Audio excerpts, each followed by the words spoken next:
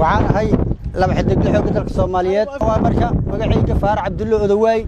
taliyaha ururka 39aad guutada shanaad qaybta 27aad xogta markaan helnay waan badnayn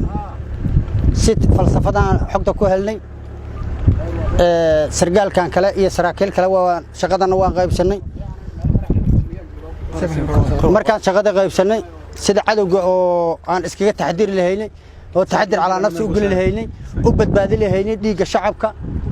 ayaan ku tala galnay qasaarahaynana aan yaray lahaynay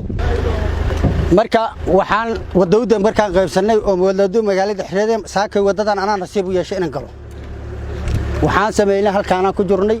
halka gaarigaas noo hada uu taagay markuu gaarigu soo marahan sababka ku riday askarta xabada ku furtay xabadii labaad magac baranayna gaariga qarxay waan sidaasna cadawga ku fashilin xogta wan hayn laakiin hadda afaafiirihada ma sii galeen meesha talis cilal ma ahayn si ay talisyada amba magaalada ay la qasaar ugu imaanana meeshan aan arintaas ku fashilin